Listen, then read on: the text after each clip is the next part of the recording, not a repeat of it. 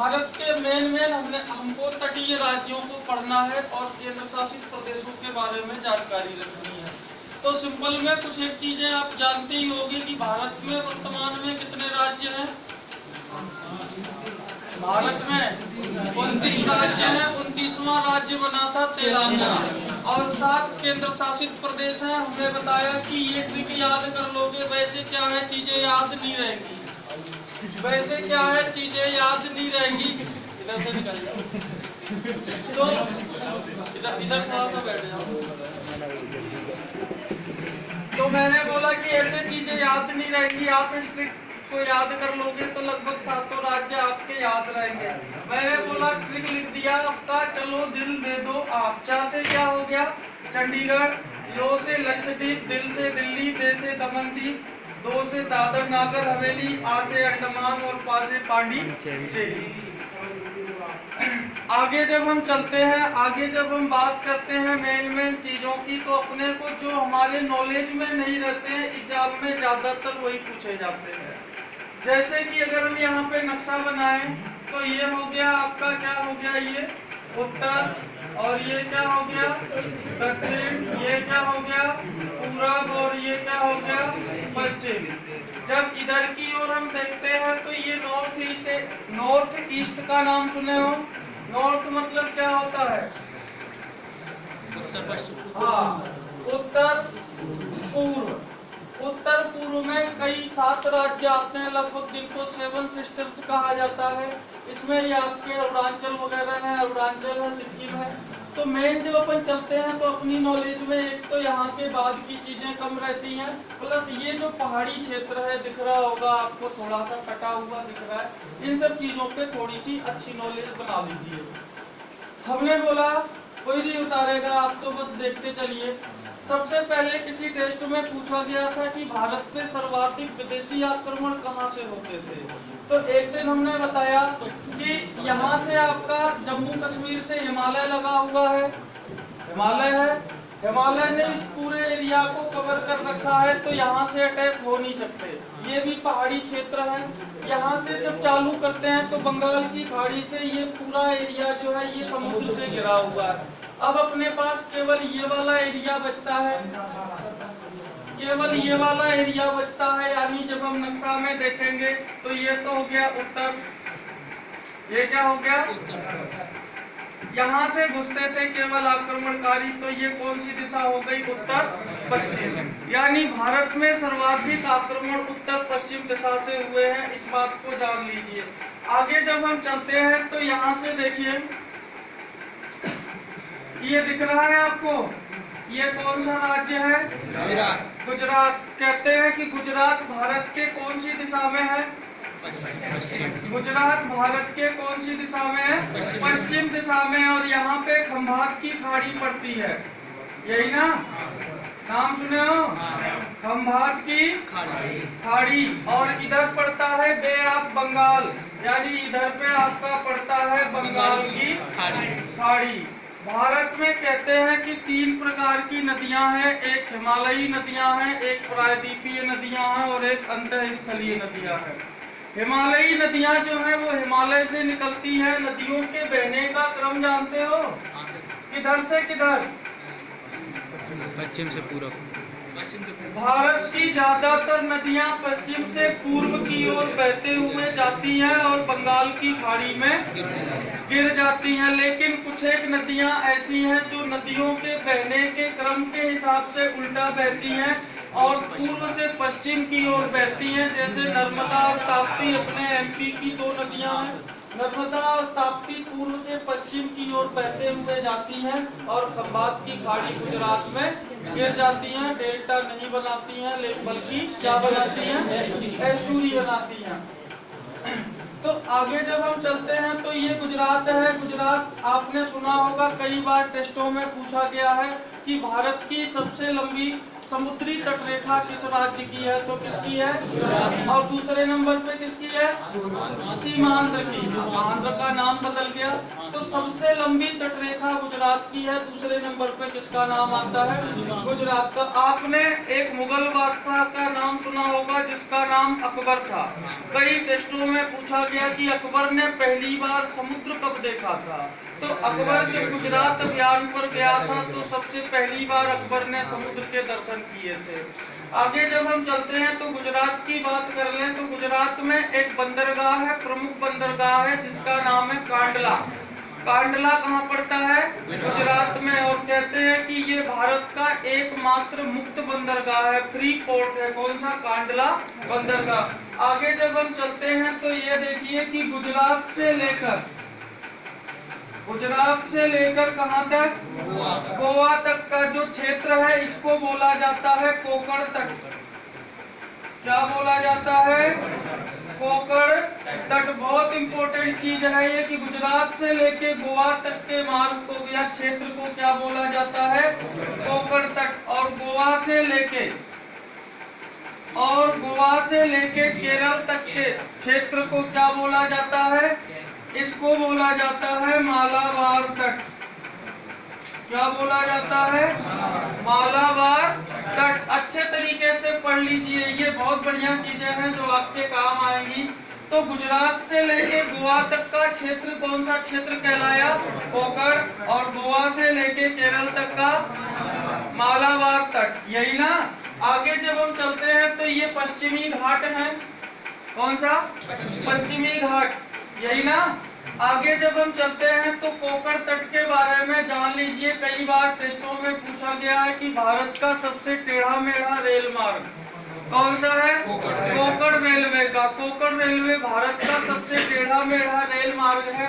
इसके अलावा मैं कोकण के बारे में बताऊं कि ये कोकण के घने जंगल थे और कोकण के जंगलों में रहते थे एक भारत की प्रतिष्ठित जनजाति थी। कौन थे? पिंडारी। कहते हैं कि वैसे बेसिकली तो इनको पठान बताया जाता है। क्या?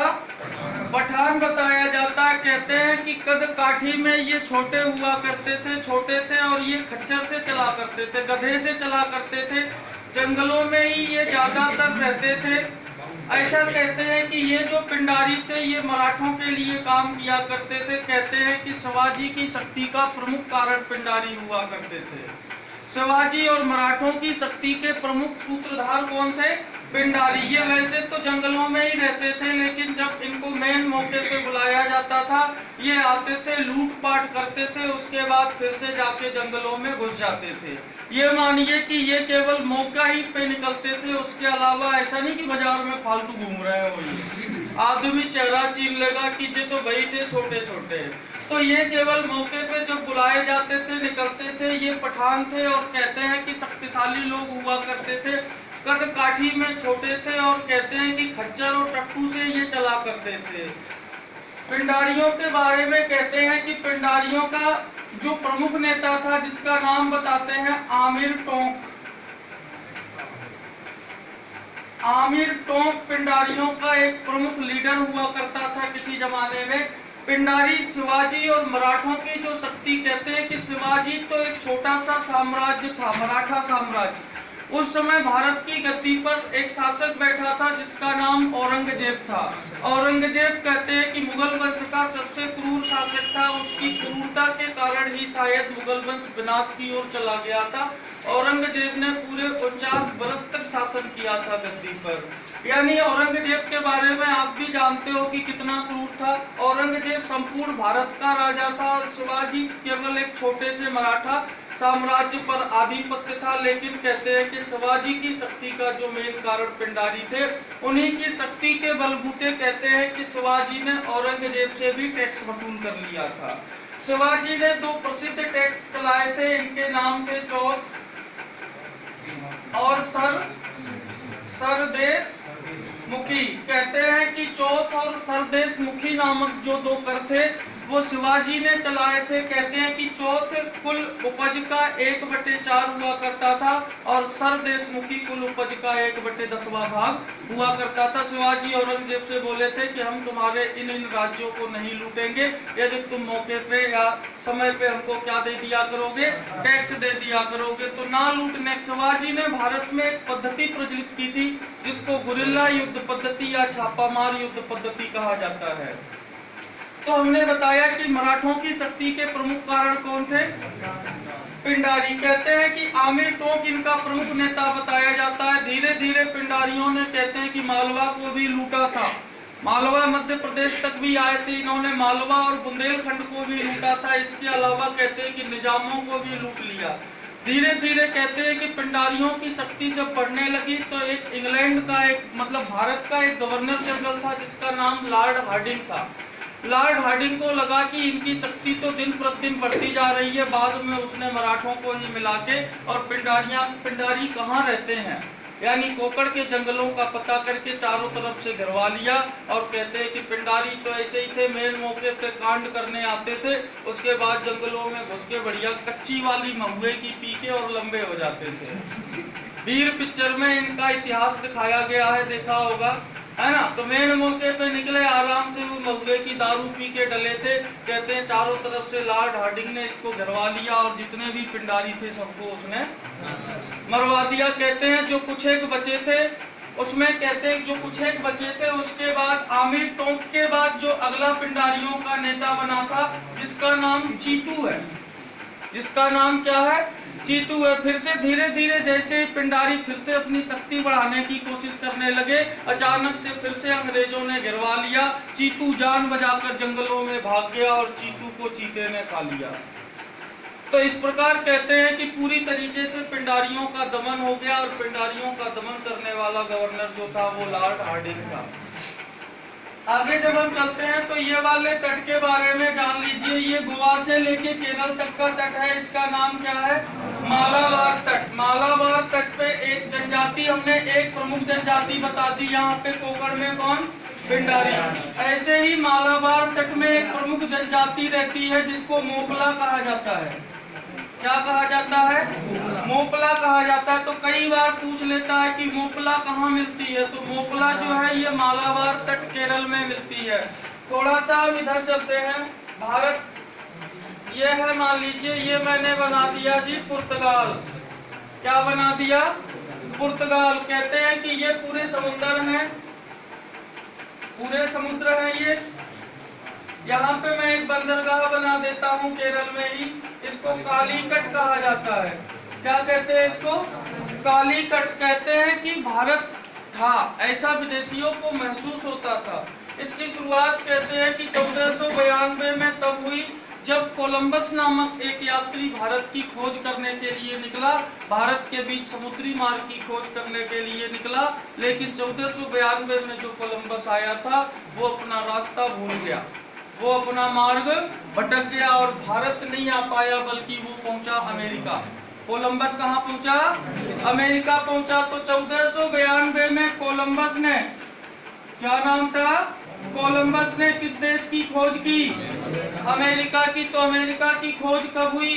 1492 में। किसने की? क्रिस्टोफर कोलंबस ने। कहते हैं अमेरिगो वेस्पुकी के नाम पर अमेरिका का नाम अमेरिका रखा गया था। तो कोलंबस आ रहा था 1492 में, रास्ता भूल गया समुद्र में, उसके बाद कहीं और चला गया, कहीं और में कहा गया, और अमेरिका की खोज कौन से सन में हो गई? 1492 में। किसने कर दी? आगे कहते हैं ये मैंने समुद्री मार्ग बना रखा है। आगे कहते हैं कि उसके कुछ समय के बाद 1498 में एक पुर्तगाली नाविक था जिसका नाम वास्को डिगामा था। कहते हैं कि वास्को डिगामा पूरी तैयारी के साथ आया। जो कोलंबस निकला था वो भारत नहीं आ पाया था, किसी कारणवश रास्ता भटक जाने के कारण। लेकिन ये जो वास्को डिगामा था ये तो दिशा सूचक यंत्र लेके चला था। इसको पता था कि कहीं हो सकता है कि रास्ता ना भटक जाए। दिशा सूचक यंत्र होते हैं, वो दिशा बताते हैं आप किधर जा रहे हो। तो दिशा सूचक यंत्र लेके चला था और कहते हैं कि वास्को डिगामा 1498 ईस्वी में केप ऑफ गुड होप नामक समुद्री मार्ग से भारत आ गया। भारत में भी कहाँ आया? केरल के कालीकट बंदरगाह पर।